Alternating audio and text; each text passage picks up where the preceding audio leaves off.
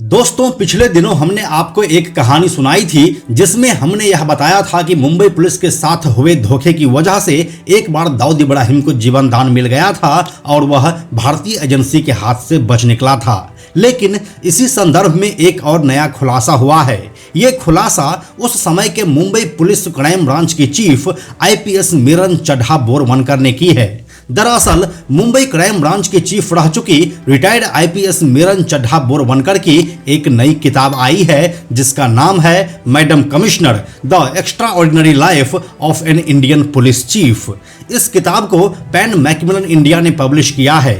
इसी किताब के माध्यम से आईपीएस मीरन बोरवनकर साल 2005 में घटी उस घटना का जिक्र की है जो अभी के समय में टॉक ऑफ द टाउन बन चुका है। आखिर क्या हुआ था उस दिन जो दाऊद को दुबई में पकड़ने का मिशन फेल हो गया था और इसके बाद मुंबई पुलिस के ऊपर गद्दारी के आरोप भी लगे थे। क्या है असली सच उस घटना का, आइए आपको बताते हैं आज के इस वीडियो में। हेलो एंड नमस्कार, मेरा नाम है प्रशांत और आप देख रहे हैं बेजोड़जोरा.com का यूट्यूब चैनल।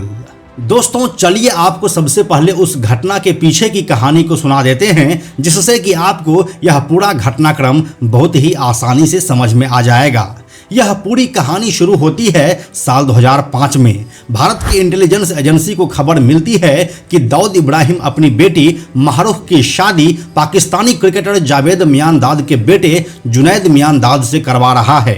यह बात भी कंफर्म हुई कि यह शादी 9 जुलाई 2005 को मक्का में होगा, जबकि रिसेप्शन 24 जुलाई को दुबई के ग्रैंड हयात होटल में किया जाएगा। इस बात की पूरी संभावना थी कि इस फंक्शन में दाऊद समेत अंडरवर्ल्ड के कई लोग आने वाले हैं।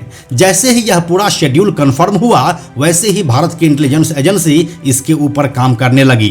प्लान यह था कि अगर दाऊद को वहां से गिरफ्तार करने की कोशिश भी की गई तो वह कामयाब नहीं हो पाएंगे, इसलिए मौका मिलते ही वहीं पर उसका खेल खल्लास कर दिया जाएगा। लेकिन इसके लिए भारत की सरकार कोई रिस्क नहीं लेना चाहती थी, क्योंकि भारत सरकार चाहती थी कि इस प्लानिंग के सक्सेस या फेल होने के बाद भारत का कहीं भी नाम सामने नहीं आना चाहिए। इसीलिए वह अपना एजेंट या कमांडो नहीं भेजना चाहते थे, क्योंकि कथित तौर पर इस पूरे ऑपरेशन की जिम्मेदारी अजीत डोभाल की थी। इसीलिए उन्होंने अपना दिमाग लगाया। उन्होंने सोचा कि क्यों ना इस काम की जिम्मेदारी उसे दी जाए जिसे दाऊद की तलाश भारत सरकार से भी ज्यादा है, और ये था छोटा राजन का गैंग। साल 1993 में हुए मुंबई ब्लास्ट के बाद अंडरवर्ल्ड कई हिस्सों में बंट गया। इसमें जो सबसे ज्यादा महत्वपूर्ण था वो था डी कंपनी यानी कि दाऊद का गैंग, और उसी से अलग हुआ छोटा राजन का गैंग। दोनों एक दूसरे से अलग होने के साथ ही एक दूसरे के जानी दुश्मन बन चुके थे। कुछ ही सालों के बाद साल 2000 में छोटा राजन के ऊपर बैंकॉक में दाऊद ने अटैक भी करवाया, लेकिन उस अटैक में वह बच निकला। इसीलिए राजन गैंग के अंदर भी बदले की भावना हिचकोले मार रही थी। इसी राजन गैंग के दो शूटर थे, फरीद तानशाह और विकी मल्होत्रा। ये दोनों हालांकि मुंबई पुलिस की लिस्ट में वांटेड थे, लेकिन भारत में ही रह रहे थे। जब अजीत डोभाल को इन दोनों के बारे में पता चला तो उन दोनों को ढूंढा गया और इस काम की ब्रीफिंग दी गई। राजन के गुर्गे भला दाऊद को मारने से कैसे पीछे रह सकते थे, भले ही उसकी कीमत जो भी हो।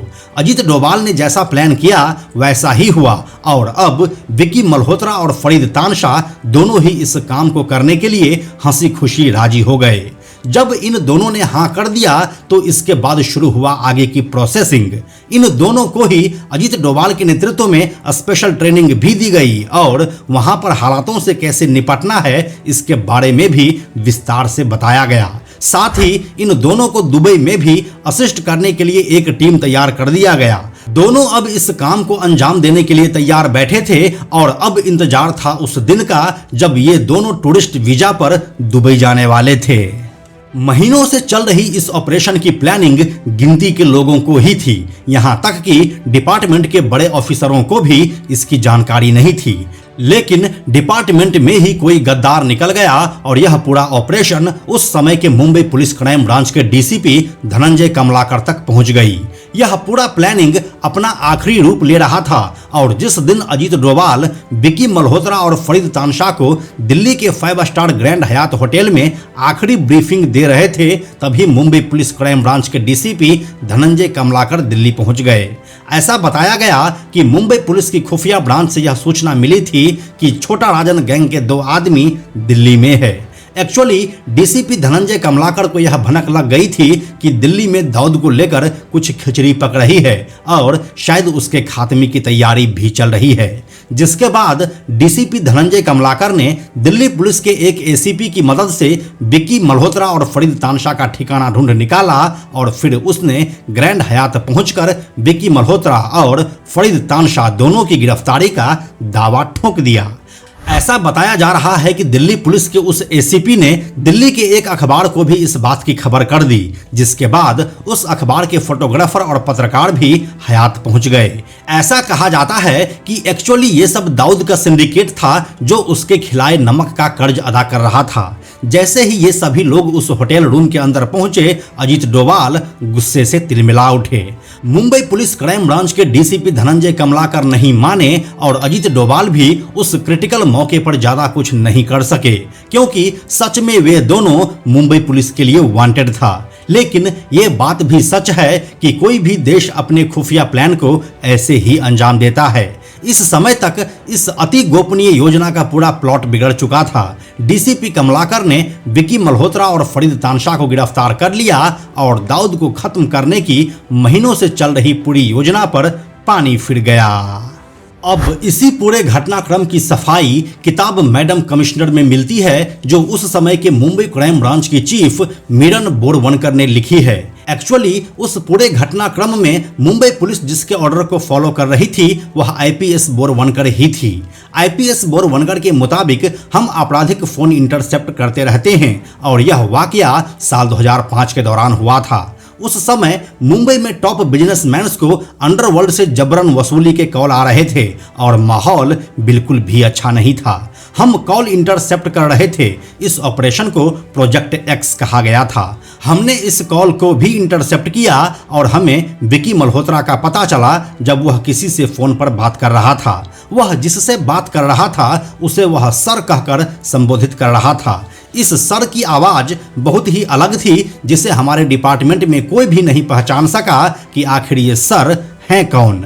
फिर हमारी टीम विक्की मल्होत्रा और फरीद तानशाह को गिरफ्तार करने के लिए पहले कोलकाता और फिर बाद में दिल्ली गई। आईपीएस बोरवनकर के मुताबिक इंस्पेक्टर पाटिल दिल्ली में थे और वह सीधे मुझसे कमांड ले रहे थे, क्योंकि डीसीपी धनंजय कमलाकर की फ्लाइट छूट गई थी। इंस्पेक्टर पाटिल ने विक्की मल्होत्रा और एक अन्य व्यक्ति का सामना किया, जिन्होंने खुद को आईबी का पूर्व ज्वाइंट डायरेक्टर बताया। उन्होंने दिल्ली पुलिस कंट्रोल रूम को फोन किया और फिर यह खबर मीडिया में भी फैल गई। हालांकि पूर्व आईबी अधिकारी ने कभी यह नहीं कहा कि वह ऑपरेशन में है और उन्होंने मुझे सिर्फ विक्की मल्होत्रा को छोड़ने के लिए कहा और बाद में दिल्ली पुलिस कंट्रोल रूम को फोन किया। इस बीच सभी पुलिस स्टेशन गए और इंस्पेक्टर पाटिल फरीद तानशाह को गिरफ्तार करने के लिए चले गए। इसके बाद आईपीएस बोरवनकर ने महाराष्ट्र के टॉप आईबी ऑफिसर को फोन किया और उनसे पूछा कि क्या उन्हें ऐसे किसी भी ऑपरेशन के बारे में पता है, तो उन्होंने इनकार कर दिया और कहा कि ऐसा कोई ऑपरेशन नहीं चल रहा है। इसके बाद हमें आगे बढ़ना था और विक्की मल्होत्रा और फरीद तानशाह दोनों को गिरफ्तार करना था। यह मुंबई क्राइम ब्रांच का एक प्रोफेशनल ऑपरेशन था। ऐसे में विक्की मल्होत्रा और फरीद तानशाह को गिरफ्तार कर लिया गया और अजीत डोभाल के इस ऑपरेशन पर पानी फिर चुका था। इस पर आईपीएस बोरवनकर ने कहा कि यह केवल कोऑर्डिनेशन की कमी थी। डोभाल सर रिटायरमेंट के बाद भी एजेंसी के लिए काम कर रहे हैं, इसकी जानकारी मुंबई पुलिस को नहीं थी। उन्होंने स्पष्ट कहा कि यह कहना बिल्कुल गलत है कि मुंबई पुलिस दाऊद इब्राहिम के लिए काम करती है। आईपीएस बोरवनकर के मुताबिक जब मैंने विक्की मल्होत्रा को छोड़ने से इनकार कर दिया और इंस्पेक्टर पाटिल को तुरंत वापस आने का निर्देश दिया, तो अजीत डोभाल और मेरी फोन पर बातचीत हुई। बातचीत के अंत में उन्होंने कहा कि मैं तुम्हें एक सबक सिखाऊंगा। जिसके बाद आईपीएस बोरवनकर ने आगे कहा कि मुझे मेरा सबक मिल गया, जिसके बारे में मैं विस्तार से चर्चा नहीं करना चाहूंगी, लेकिन हाँ, मुझे मेरा सबक मिल चुका है। तो कुल मिलाकर अगर देखा जाए तो इस घटना से संबंधित पिछले करीब 20 सालों से यह कहानी बुनी गई कि मुंबई पुलिस दाऊद से मिला हुआ था, इसलिए उसने विक्की मल्होत्रा और फरीद तानशाह को गिरफ्तार करके दाऊद को बचकर निकल जाने दिया। लेकिन उस पूरे ऑपरेशन को लीड कर रही रिटायर्ड आईपीएस बोरवनकर के इस स्टेटमेंट के बाद शायद अब मुंबई पुलिस के ऊपर से यह दाग धुल जाए। हम अगर आपको थोड़ा सा आईपीएस मिरन बोरवनकर के बारे में बताएं तो उनका जन्म साल 1957 में हुआ है और वह साल 1981 बैच की आईपीएस है। वह मुंबई और महाराष्ट्र की विभिन्न जगहों पर अपनी सेवाएं दे चुकी है और साल 2017 में वह रिटायर भी हो चुकी है। इस किताब के अलावा वह 2 किताब और लिख चुकी है जिसका नाम है लिव्स ऑफ लाइफ और इंस्पेक्टर चौगुले। तो यही थी इस पूरे घटना की कहानी जिसके बारे में पिछले करीब 20 सालों से ना जाने कितने ही कहानी बन चुके हैं। यह पूरी जानकारी आपको कैसी लगी हमें कमेंट सेक्शन में लिखकर जरूर बताइए। हम जल्दी मिलते हैं आपसे एक नए कहानी के साथ।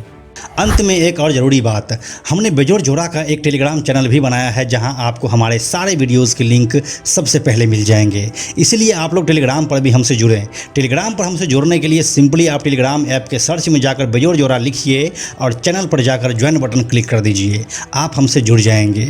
यह वीडियो अगर आपको पसंद आया तो इसे लाइक और शेयर जरूर करें। आने वाले वीडियोज़ के लिए बेजोड़ जोड़ा को सब्सक्राइब करके बेल आइकन को टच करना ना भूलें। Thank you so much.